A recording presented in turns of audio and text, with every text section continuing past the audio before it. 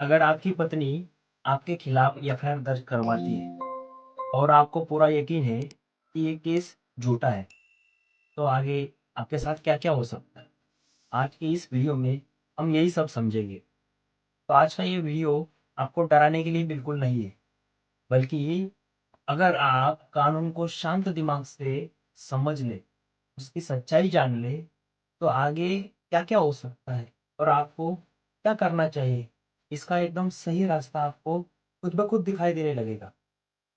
इसीलिए इस वीडियो को लास्ट तक ज़रूर देखिए। तो चलिए समझते हैं कि 498 ए का झूठा केस दर्ज होने के बाद एक पति को क्या करना चाहिए, और वो भी एकदम स्टेप बाय स्टेप। ठीक है? जब पत्नी पुलिस स्टेशन जाती है, तो हर बार एफआईआर दर्ज हो ऐसा ज़रूरी नहीं होता। पुलिस सबसे पहले ये देखती है कि जो आरोप आपकी पत्नी आप पर लगा रही है, क्या वो आरोप गंभीर है? क्या वो आरोप स्पेसिफिक है, स्पष्ट है, जैसे तारीख, समय, जगह इन सब के साथ है? क्या आरोप साफ और एकदम वास्तविक है, या फिर सिर्फ कल्पना पर आधारित है? और क्या ये आरोप जो लगाए जा रहे हैं, ये सब कानून के दायरे में आते भी हैं? अगर इन सभी सवालों का जवाब हाँ होता है, तभी एफआईआर दर्ज की जाती है। कई मामलों में पुलिस पहले पत्नी से एक शिकायत आवेदन लिखवाती है, फिर पति पक्ष को बुलाया जाता है, दोनों को आमने सामने बिठाकर समझौता कराने की कोशिश भी की जाती है। यहाँ पर हमें एक बात और ध्यान में रखनी होगी, ऐसा कोई कानून नहीं है जो पुलिस को ये काम करने के लिए कहता है। ये पूरी तरह से पुलिस की नैतिकता और उनके काम करने के तरीके पर निर्भर करता है। अगर किसी स्टेज पर पति पत्नी के बीच समझौता हो जाता है, तो मामला आगे नहीं बढ़ता है, ना कोर्ट, ना कचहरी, ना कोई धारा है। लेकिन अगर यहाँ पर समझौता नहीं होता है, तो पुलिस एफआईआर दर्ज करवाती ही।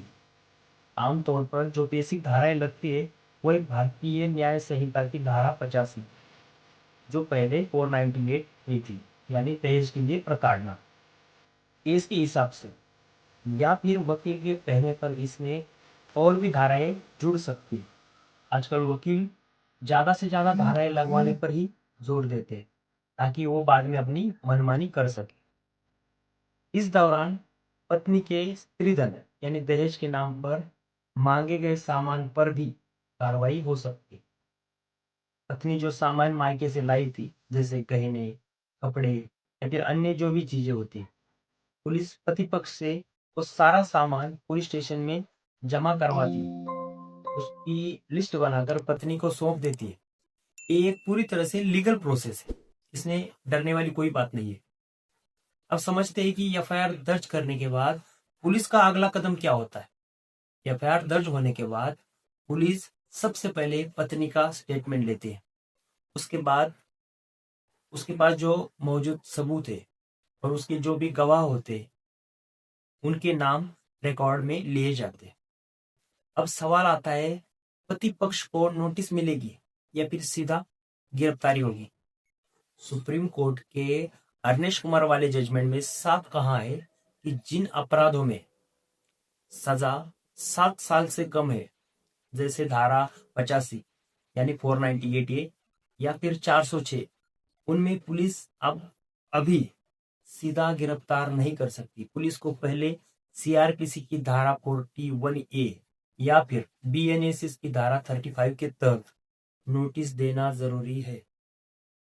इस नोटिस का मतलब है अब आपके खिलाफ केस दर्ज हो चुका है और आपको जांच के लिए पुलिस का सहयोग करना पड़ेगा। लेकिन अगर पुलिस को ऐसा लगता है कि आरोपी फरार हो सकता है, सबूत नष्ट कर सकता है, पत्नी को धमका सकता है, या फिर केस वापस लेने के लिए पत्नी पर दबाव बना सकता है, तो ऐसे मामलों में पुलिस के पास आपको सीधा सीधा गिरफ्तार करने का अधिकार भी होता है। अब बात करते हैं कि जब पुलिस आपको पूछताछ या स्टेटमेंट लेने के लिए बुलाती है, तो पति और उसके रिश्तेदारों को इस बात का ध्यान रखना चाहिए। सबसे जरूरी बात, पुलिस स्टेशन जाने से पहले अपने वकील से जरूर मिलिए।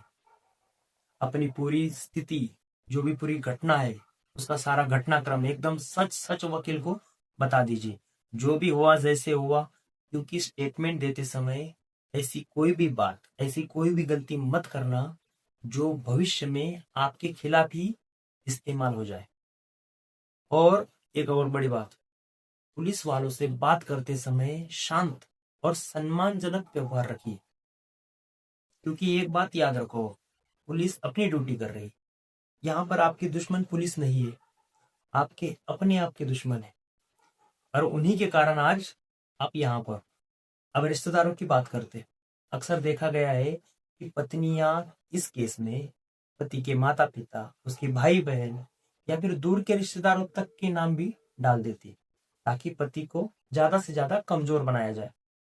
लेकिन हाई कोर्ट का अब मौजूदा रूप जो है, पुलिस को यह देखना पड़ेगा पहली इन्वेस्टिगेशन में किस रिश्तेदार के खिलाफ वास्तविक आरोप है और उसके खिलाफ सबूत भी है। अगर किसी रिश्तेदार के खिलाफ कोई ठोस सबूत नहीं है तो जांच प्रक्रिया में या फिर कोर्ट प्रक्रिया के दौरान उसका नाम केस से हटाया जा सकता है। अब समझते हैं एंटीसिपेटरी बेल। जो कानून आपको सुरक्षा देने की प्रक्रिया एंटीसिपेटरी बेल है। अगर सिर्फ 498 है यानी 85 लगी है तो हर केस में एंटीसिपेटरी बेल जरूर मिलेगी, ऐसा बिल्कुल नहीं है। ये सब पूरी तरह से आपके केस पर और आपके वकील की सलाह पर निर्भर करता है। हालांकि एंटीसिपेटरी बेल का एक और फायदा होता है, अगर आगे चलकर इसी एफआईआर में और धाराएं जुड़ जाती तो ये जो जमानत है, यही जमानत सेम एफआईआर नंबर पर लागू रहती है। इसके बाद आती है चार्जशीट और कोर्ट प्रक्रिया। जांच पूरी होने के बाद पुलिस चार्जशीट तैयार करती है और कोर्ट में दाखिल करती है। चार्जशीट गवाहों के बयान, सबूत और पूरी इन्वेस्टिगेशन रिपोर्ट होती है। चार्जशीट दाखिल होने के बाद भी पति और रिश्तेदारों को कोर्ट की नोटिस पर हाजिर होना पड़ता है। इसके बाद रेगुलर बेल लेनी पड़ती है। अगर सिर्फ 498 ही लगी है तो चार्जशीट के बाद भी आपको जमानत मिल सकती है। अक्सर कोर्ट का मानना क्या होता है, अगर आप जांच और कोर्ट प्रक्रिया में सहयोग कर रहे हैं तो उसे जेल भेजना जरूरी नहीं है। लेकिन याद रखिए, जमानत मिलेगी या नहीं ये तो पूरी तरह से आपके व्यवहार और आप पर लगाए गए आरोपों पर निर्भर करता है। जमानत के बाद शुरू होता है ट्रायल, यानी असली केस, असली खेल। सबसे पहले आरोपी को, मतलब आपको, आप पर जो आरोप लगाए गए वो समझाए जाते हैं। इसके बाद पत्नी को अपने जो आरोप उसने लगाए थे उनको साबित करने के लिए टाइम दिया जाता है। उसके गवाहों से पूछताछ होती है।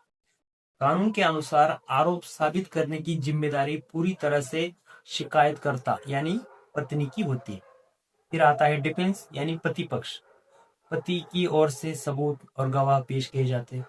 दोनों पक्षों को सुना जाता है और दोनों को सुनने के बाद कोर्ट अपना फैसला सुनाता है। अगर आरोप साबित नहीं होते तो पति और उसके रिश्तेदारों को बाइज्जत बरी कर दिया जाता है, और अगर आरोप साबित होते तो सजा भी सुनाई जाती है। ये वीडियो सिर्फ जनरल जानकारी देने के लिए था। हर केस की प्रक्रिया उस केस के तथ्य और आरोपों पर निर्भर करती है। इस वीडियो का एक ही मकसद था कि 498 ये लगने के बाद पति, उसके परिवार, उसके रिश्तेदार ये अनावश्यक डर से परेशान ना हो, कि पैनिक ना हो, उन्हें पूरी जानकारी पता हो, वो एकदम सावधानी से अपना कदम उठाए। इस मुद्दे पर आपकी क्या राय है, और अगर आपका कोई सवाल है तो हमें कमेंट में जरूर बताइए। और अगर आप भी एक मर्द है तो इस चैनल को सब्सक्राइब जरूर कीजिए, क्योंकि यहाँ पर मर्द का दर्द छुपाया नहीं, दिखाया जाता है, सुनाया जाता है। जय हिंद।